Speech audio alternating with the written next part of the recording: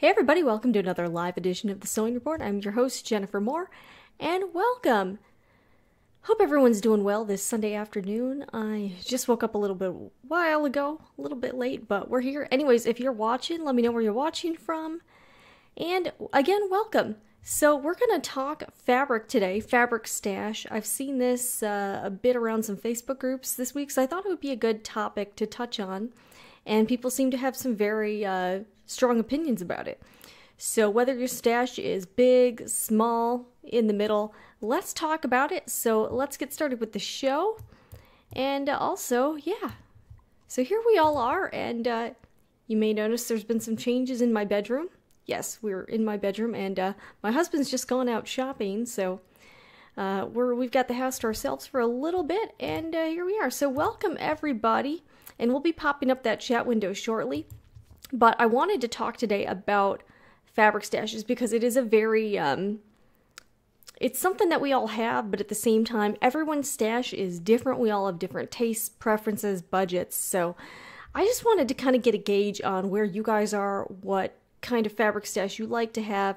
And also, is it kind of hard on social media, like on Instagram, to see all these like perfect spaces and like huge stashes? Does that kind of make you feel like you're comparing yourself to someone else? So let's talk about that. And so let's get into the show today, and we're gonna pop up the chat window momentarily. Give me just a second here. All right, we've got a couple people joining us right now. We've got we got Vic, Laura, and Jason's back. All right, Jason, gotta give him a shout out. Jason works for he and his wife Brenda own Pink Castle Fabrics in Ann Arbor, Michigan. And Jason, in the comments here, let us know. I saw you posted a picture on Facebook of a shirt you made for a Renaissance festival. Is that correct? Let us know. And I want the details on the shirt. We've got Barbara from Texas. So yeah, this is a kind of weekly conversation we have where every week I pick a topic to talk about, and we chat about it. So this week I thought it would be great to talk about our fabric stashes, and so I've got a couple questions as well. We've got JB from El Paso. JB, I used to live in El Paso. Stephanie, and we've got Zena from Arkansas, and Sarah from Missouri. Hello, everybody. And yeah, so this is a topic that, okay, and Jason's going to tell us about an awesome shirt he made for the Renaissance Festival. And it was pretty epic. So we've got Iwa and Crystal Sews and stuff. Hello. Hey, you like sewing, and is your name Crystal, or do you like crystals? Either way, that's awesome. We got Victoria from Sweden. Wow. So anyways, I thought this would be a good thing to talk about this week is our fabric stashes. So I'll tell you a little bit about my own stash and where I'm at, and also kind of some, we all have buyer's remorse, and we all have things we wish we could do things differently. So I'll kind of give you the rundown of my own fabric stash history and where I'd like to be, and also some lessons I've learned from building up a stash. So yeah, I started sewing about 4 years ago, and we've got Colette, and okay, your name is Crystal. Okay, we got Crystal, and she likes sewing. That's really awesome. Hey, Zoe. And we got a T.D. Brown. Hey, girl, if you can afford it, buy it up. And so good advice. All right, and Jason is giving us an update on his shirt. I sewed some Essex linen and sand together. It came out all right. It was my first try at apparel. I can see why people hate necklines now. Then, Jason, did Brenda help you at all, or were you just totally on your own? Because Jason, I might try to find your shirt. Actually, Jason, if it's okay with you, I think I can pull up this picture of Jason's shirt he made because it was pretty awesome. So he was going to a Renaissance festival, and he decided, he's like, hey, I work at a fabric shop. Why don't I just make a shirt instead of buying one? So that's what he did, and I thought he did an excellent job. And I'm actually going to, I think I can bring up a picture of the shirt. Just give me a second here. And who else do we have in here today? We've got Snow Bunny from Delaware, and Vic, I've never bought fabric online. I much prefer buying local. My local fabric store puts fabric in $3.99 and $4.99 bins that I pick through. That's very cool. And TD's from Michigan. We've got Golda from New York. All right, Jason says, not at all. Okay, so Brenda did not help you. She was at a guild retreat. My sister-in-law gave me some advice. She did great. Sure, show it up. Okay, so we're gonna, I think I can grab a photo here. Give me 1 second. All right. Sorry, you can hear some typing here, but it'll be okay. It'll be okay. Let me just find the shirt. Sorry, you can hear all this keyboard typing and stuff, but in just a second. Oh yes, here we go. All right, Jason, we're about to... All right, so this is Jason from Pink Castle Fabrics. And Jason, let's give it up for Jason, everybody, because he made his own shirt out of Essex linen and sand. And Jason, I want to know, what was your construction? Did you use a pattern? Was it like self-drafted? I thought Jason did an amazing... I thought this shirt actually looked really good. And you know what? If you're going by the time period, you know, I'm sure probably the construction methods back then were maybe a little more like primitive. So that actually would probably go more with the time period, I'm thinking. I don't know. Anyways, Jason, I thought you did an amazing job. And yeah, so Jason and his wife Brenda are friends of mine, and they own Pink Castle Fabrics in Ann Arbor, Michigan. They're awesome people. And yes, all right, we got a couple applauses for Jason and his shirt. All right. And we got Marie here. So yes, this is Jason from Pink Castle Fabrics. And yes, he is awesome. And we're actually going to pop up. Hold on a second. Anyways, it's going to look a little jacked up. Yes, so Jason and Brenda own Pink Castle Fabrics. Check them out. They sell fabric if you're trying to build your stash. And they are also a licensed Janome dealer. And I've known Brenda for a couple of years, and we've been working together, and they are to thank for all the cover stitch, the Janome 1000 CPX cover stitch machine videos that I've been doing. So it's been awesome working with them, and they're great. It's a small family owned and operated business. So if you want to support a small business, definitely check out their website, pinkcastlefabrics.com, for fabric and Janome sewing machine needs. But yes, so we are going to get back into it. All right, well, let's pop up the chat window. Okay, yes, so Jason, okay, and Jason says, I did a very low-tech approach. I folded a t-shirt in half, folded my fabric in half, and cut it out with scissors. Hey, you know what? You gotta start somewhere. So maybe next you could do like a suit or like a blazer or something like that. You know, you could be the next, Project Runway star or something. Got Champagne Twist from London and Ahesis from Las Vegas. Very cool, very awesome. Yes, and so we're going to give it up to Jason for the excellent Renaissance Fair shirt. But let's talk fabric stashes. So I'll start off with my own fabric stash history. I started sewing probably about 4 years ago. And at the time, you kind of start off, you go to the fabric store. You don't really know about designer fabrics yet, so you go to Joann's and you go to like the remnant section and get a couple things, bring it home and give it a shot.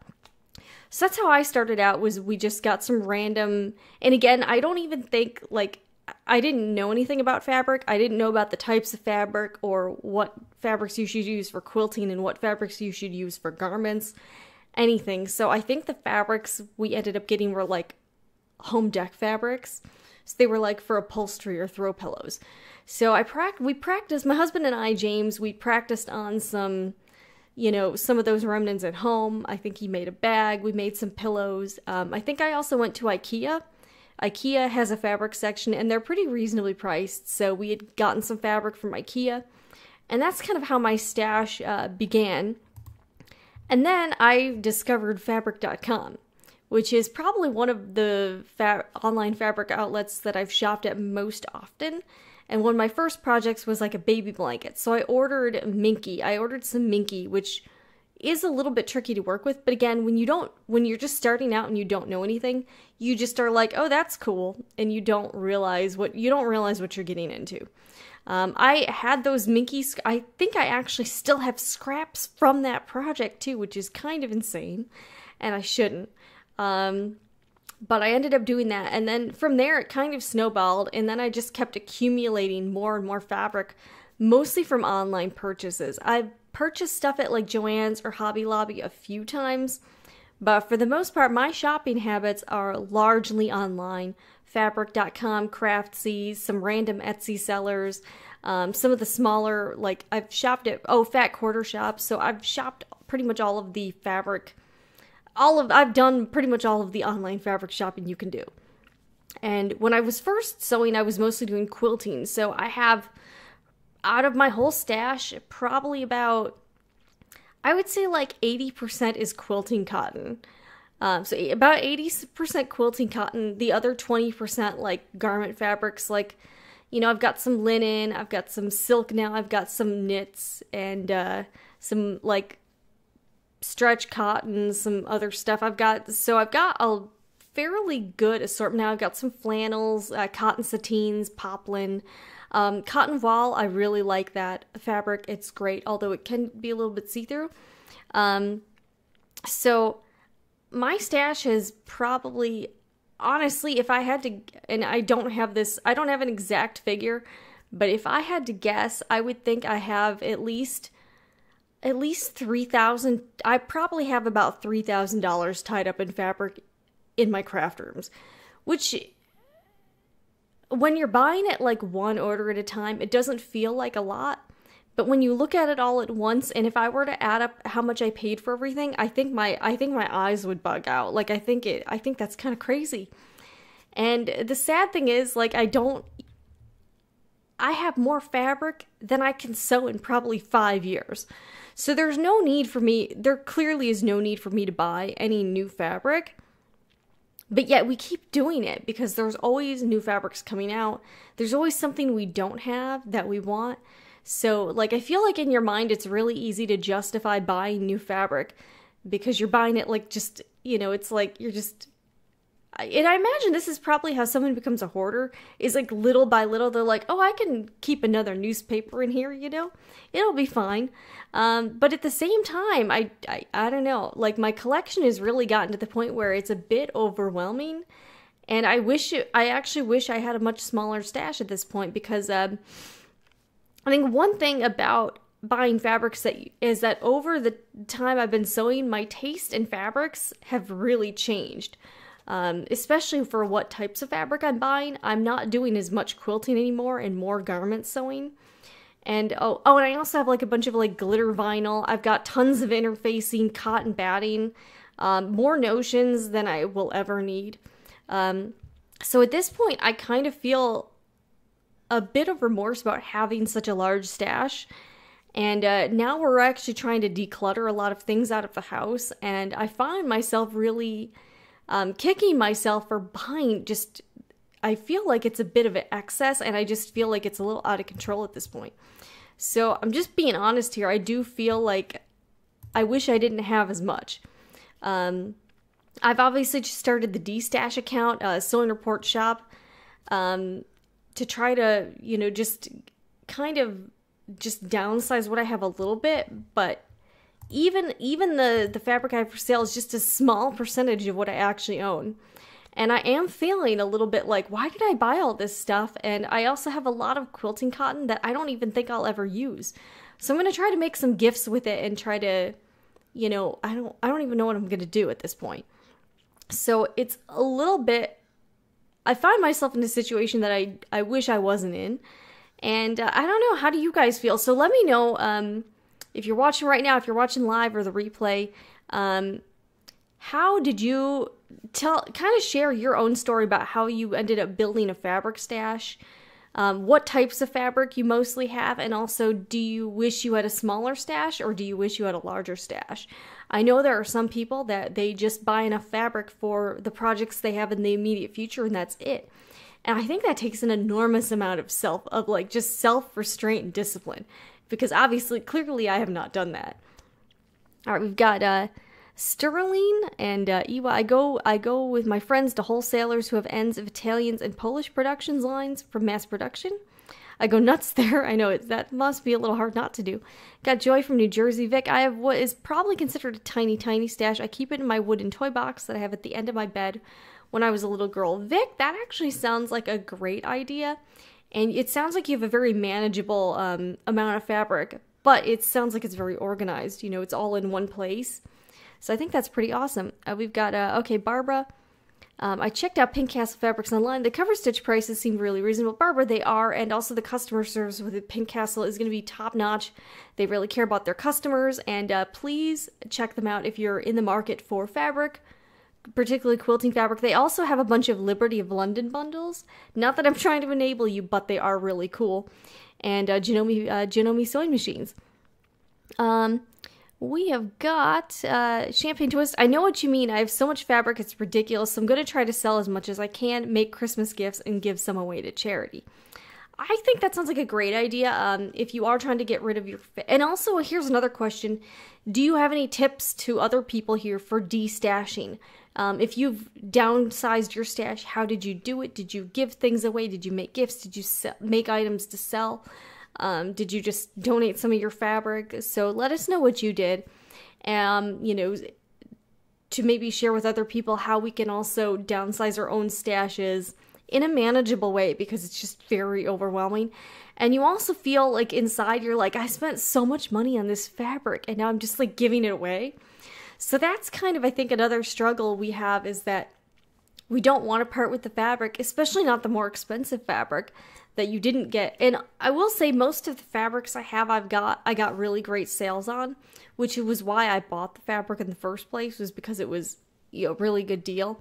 But at the same time, sometimes it's better just not to buy the thing than to get it at a great price, I think.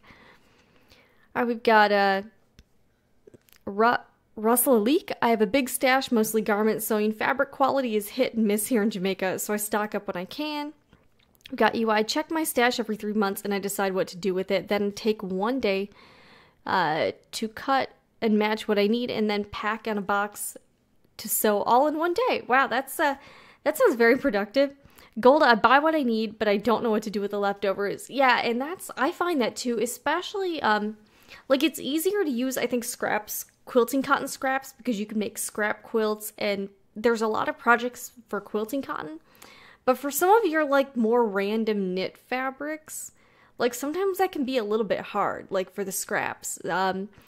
When I've been making, women's clothing, I will take some of the knit scraps and make baby items for friends. I'll make baby hats, or I'll make baby, pants or outfits. So that's one way you can at least help use up some of your knit scraps for baby clothes.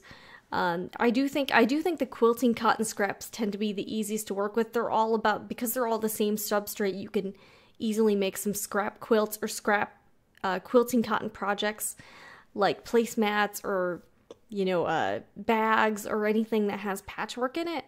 But yeah, some of the weirder fabrics you have, it's hard to put them together, and you don't have enough for a whole item.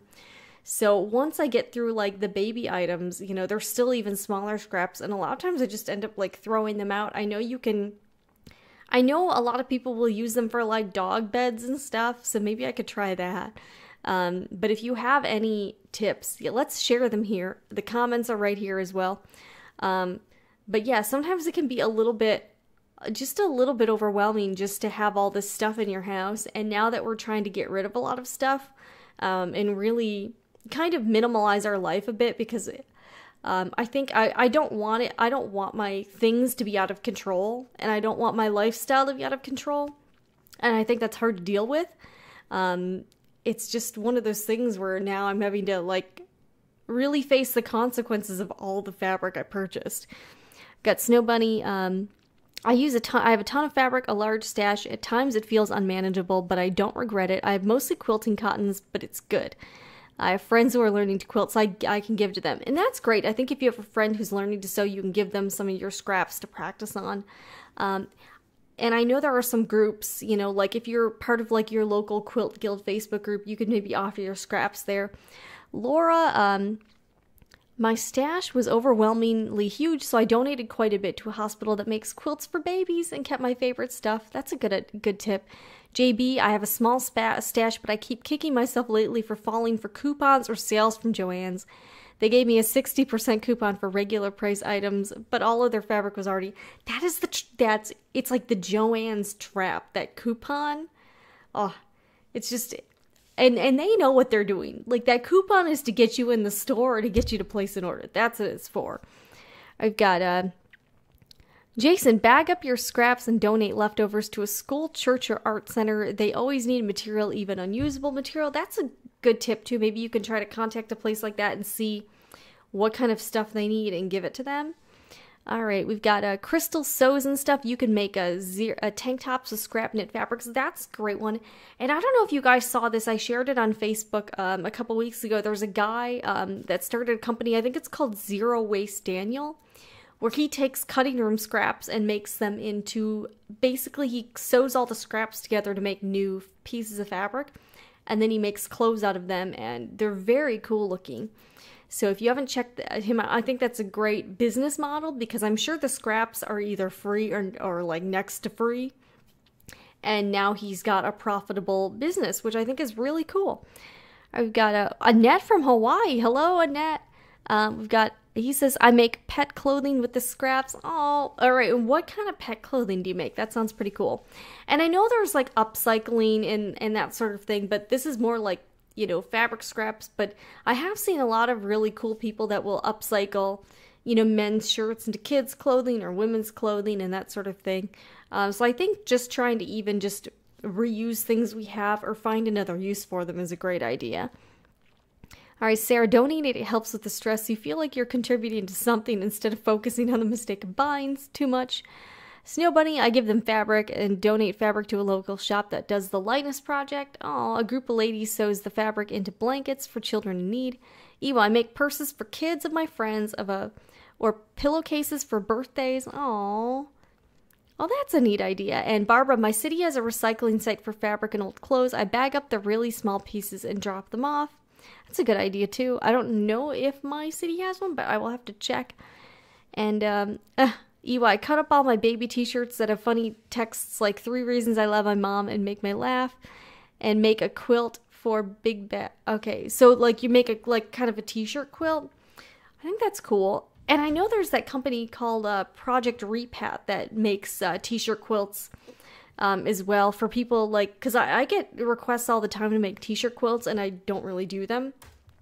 So if you don't quilt and you're trying to get them, Project Repat actually has really reasonable prices, and they do everything in the United States. Everything's, you know, more ethical that way.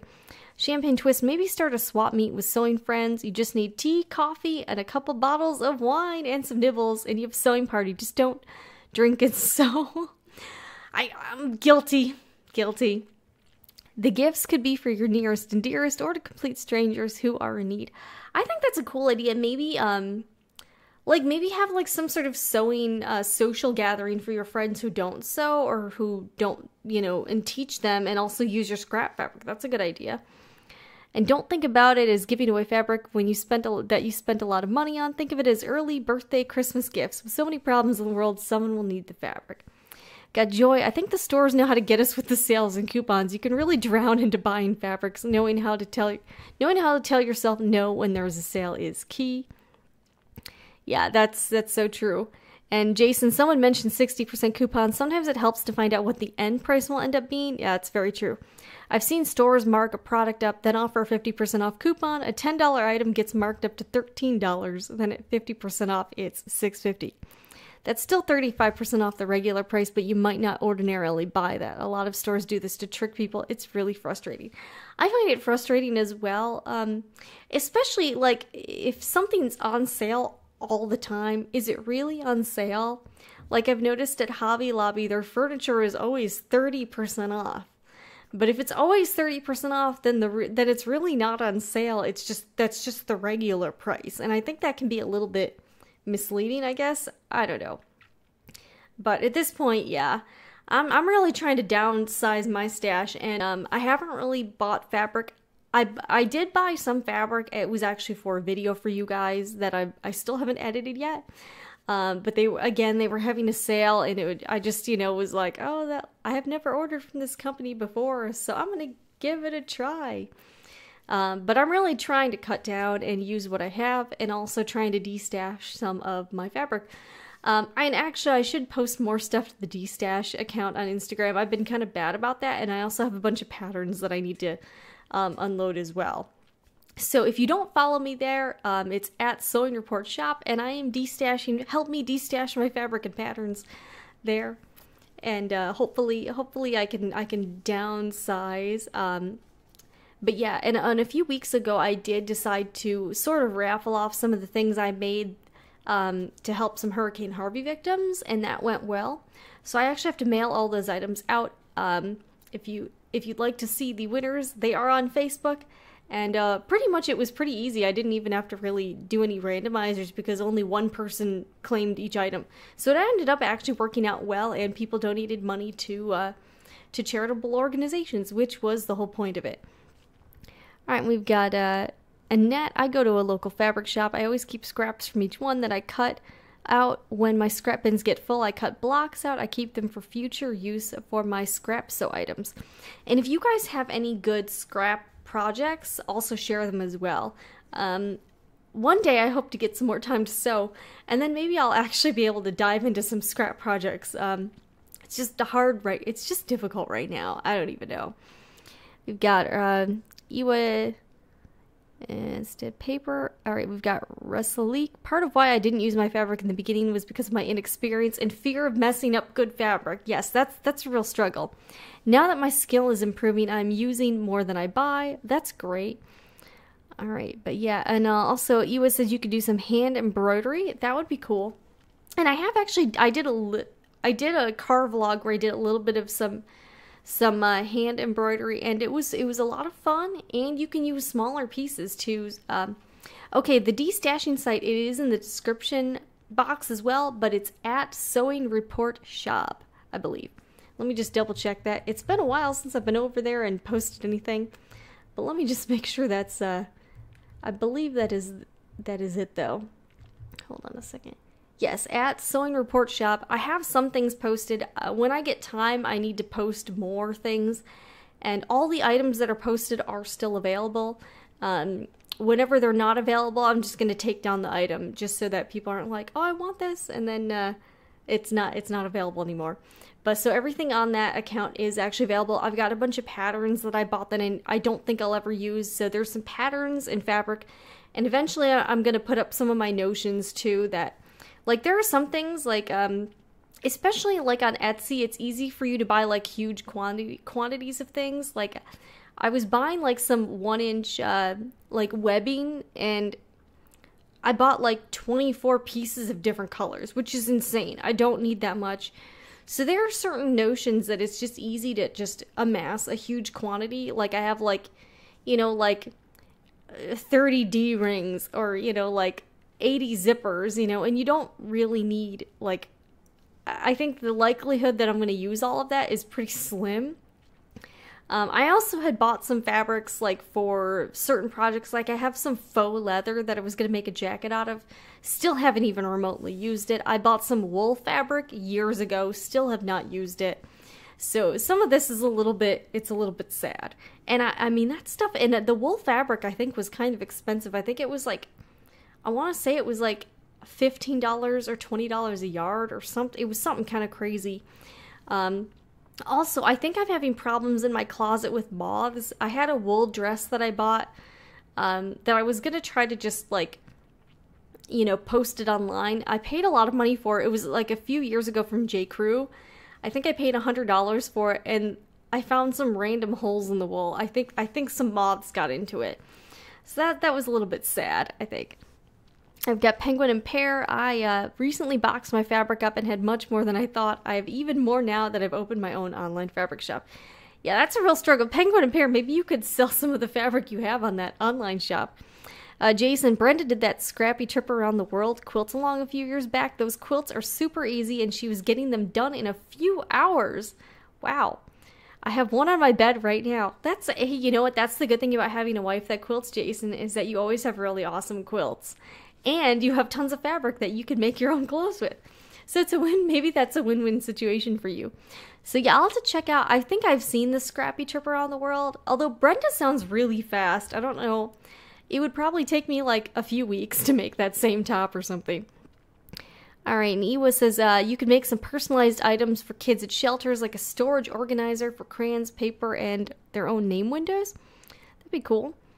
Let's see here. Penguin and Pear, I'm starting to save my scraps to donate at work as I work for a children's charity. Can't believe I didn't think of this until a few weeks ago. That's a great idea. Jace, zippers are easy to buy too. They are, especially from those places like Zip It or whatever on Etsy, where they sell, like 80, you get 59-inch zippers in assorted colors. And then all of a sudden you're like, wow, I sure have a lot of zippers. And at one point, and here's another question. Do you like to have an excess amount of supplies around so that if inspiration strikes you, you don't have to go to the store, you have that stuff there? Or are you the type of person that you plan out each project meticulously, you buy only what you need, and then you just want that? And then there's also the thing we can get into is where, you want to make a project and you have a certain vision in your head, and you need something that you don't have, so you justify buying that instead of trying to make it work with what you do have. I've done that as well. Like, for instance, when I made that Dracarys pillow cover and the YouTube quilt a while back, I actually did not have any red fabric. I have a gazillion pieces of fabric, but just no red. So I actually did have to go out and buy red fabric, which felt insane. I'm like, I do not need any more fabric.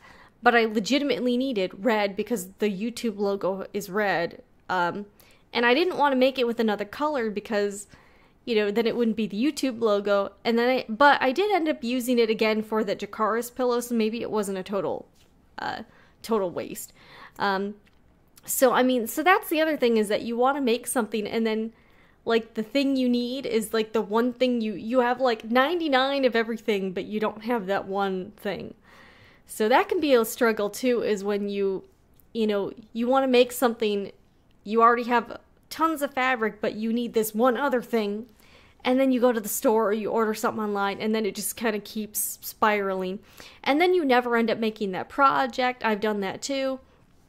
Like, I was going to make a swimsuit, and luckily I have the pattern. I have not bought swimsuit fabric yet.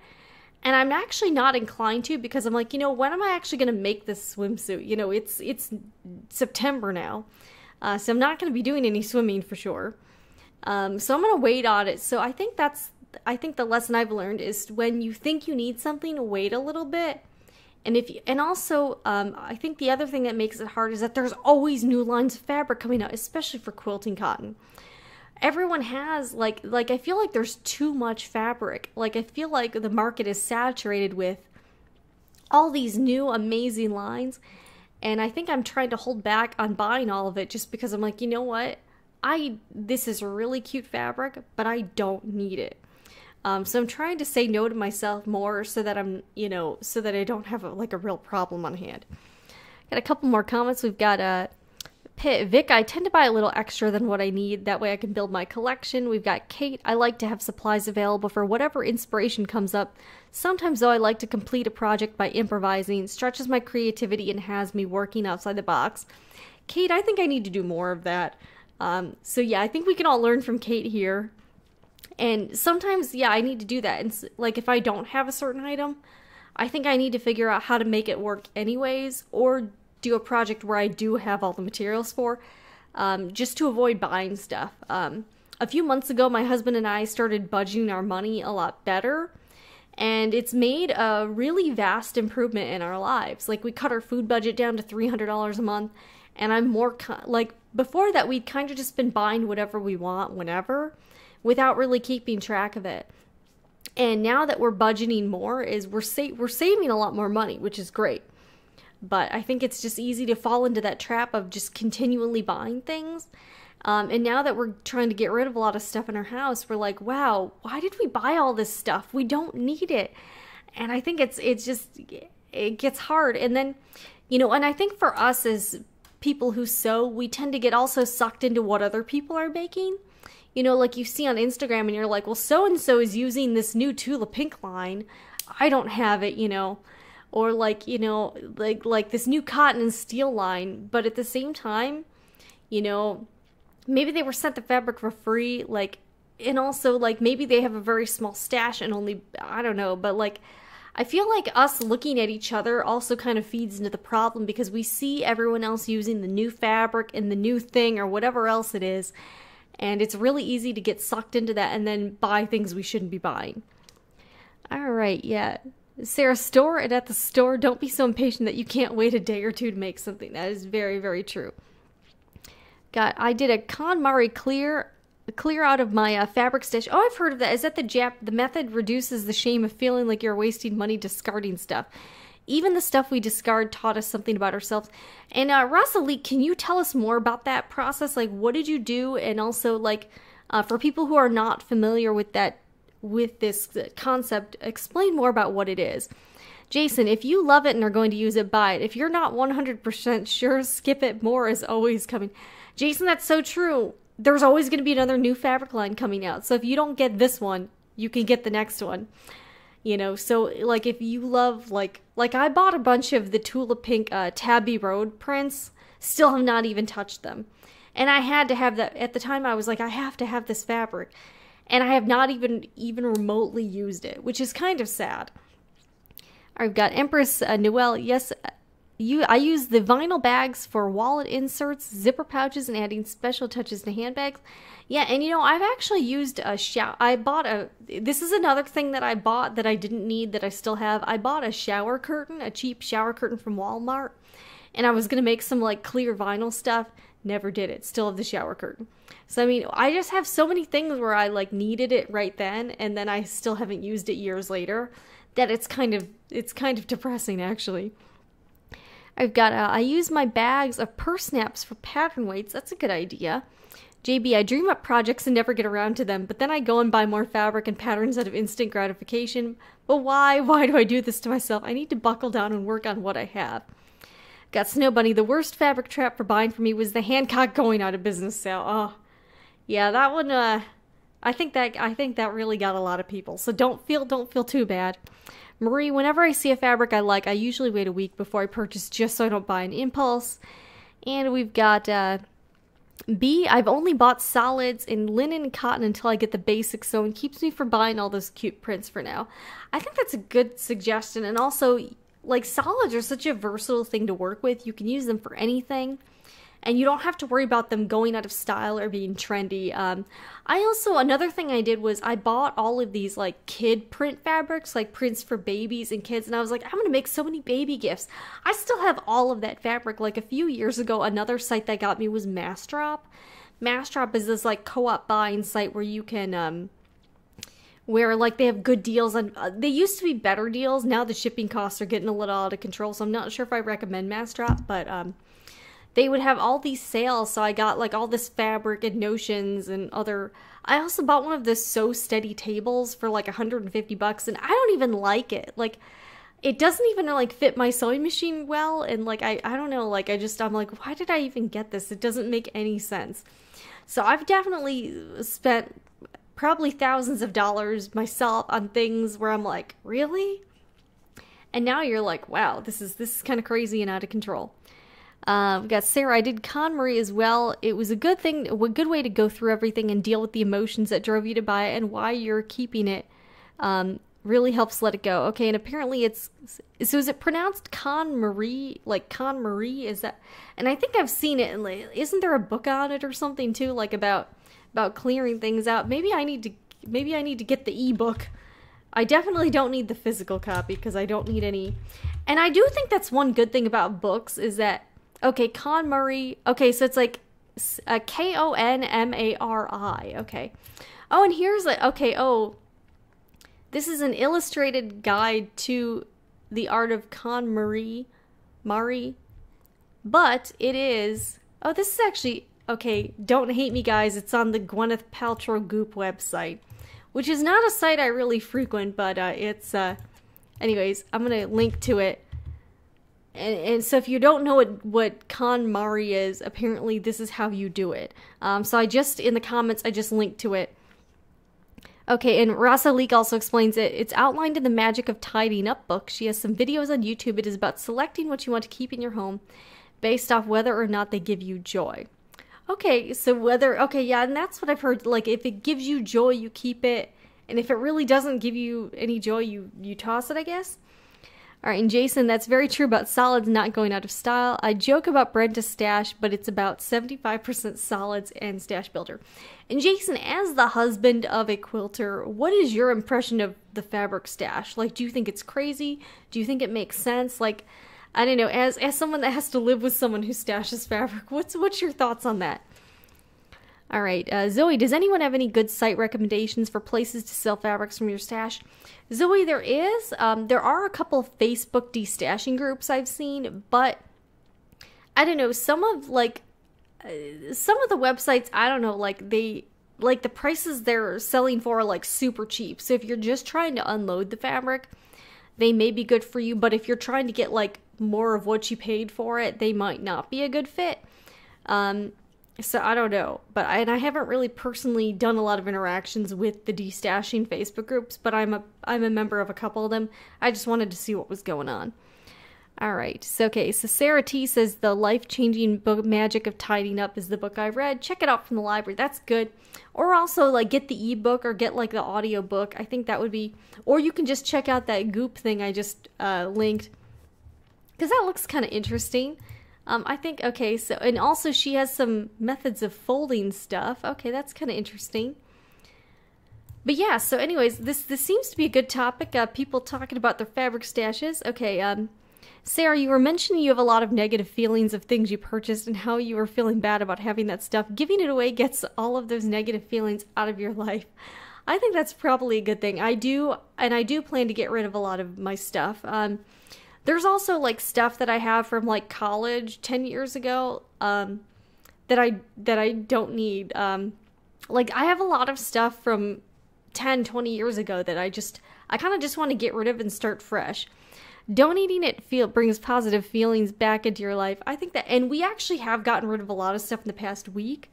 So hopefully we can continue that mojo going and I can get rid of more stuff because I just don't need it. We've got Jason, I thought stashing was totally crazy until I saw what she was doing with it. It's like having a good spice rack. You really do need everything. That said, I don't buy garlic just because it's on sale. Good point, Jason. All right. And Empress Noel, I want to know where to find a Jason. Obviously, understanding of the need to stash. And Jason, I don't know, do you have any brothers or anything? Any single brothers or cousins that maybe Empress Noel can connect with? Or any friends like you? Let us know, Jason.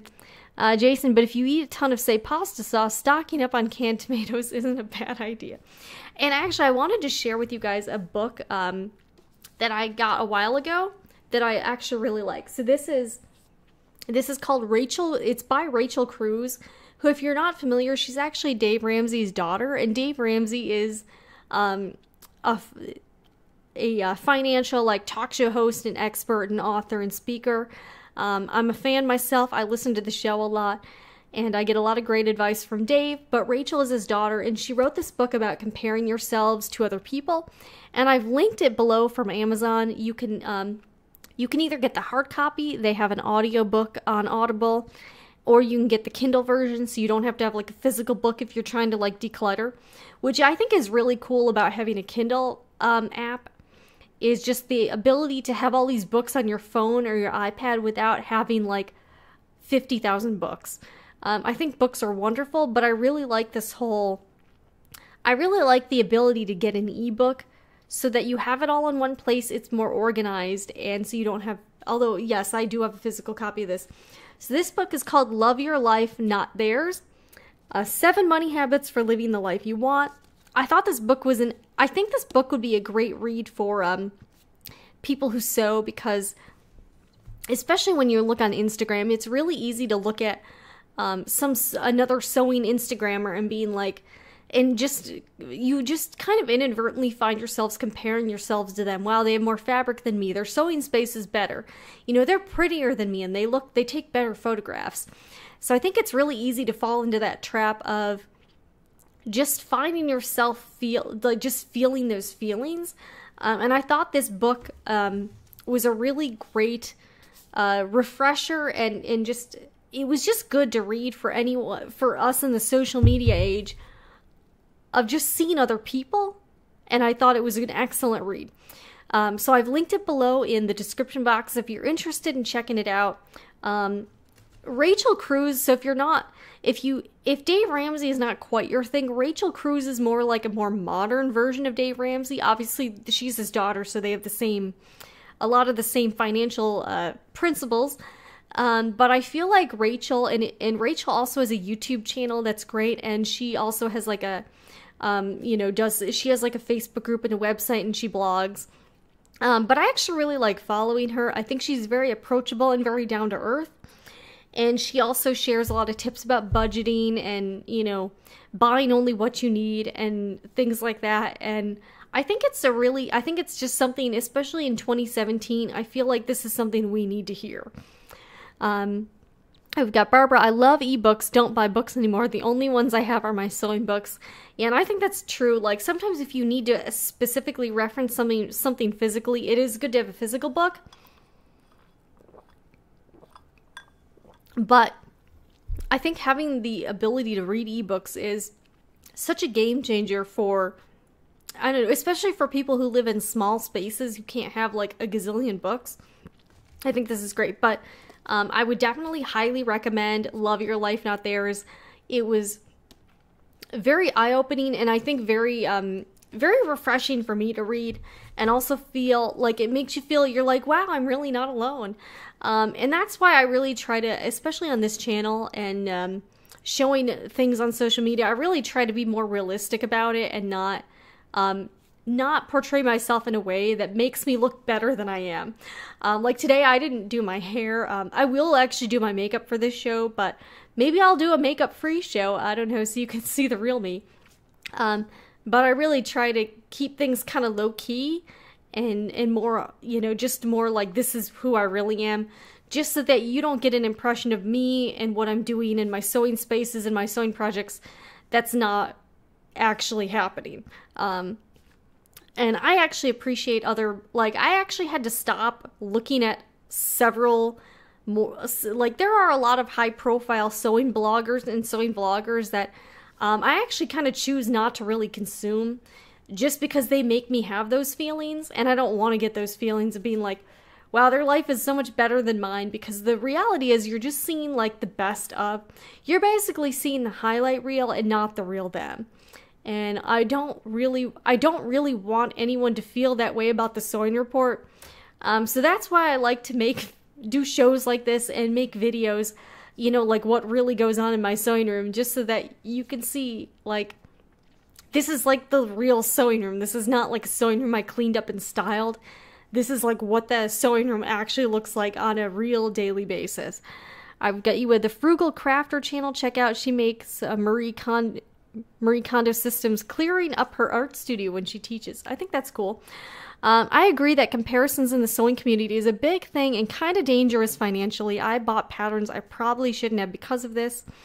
And I think that's the thing. Like, I don't want to read blogs or look at Instagram accounts that make me feel like really crappy about myself and my own situation. And I know that's my issue and not theirs, but at the same time, I'm choosing not to.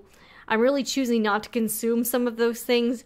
And also, I don't like to compare myself to other YouTube channels. Like, so I don't look at their subscriber counts or their view counts really, just because I just want to focus on what I'm doing and try to make content that I can be proud of and content that I come up with myself. And Barbara, I appreciate this is why I watch you bring down to, we try.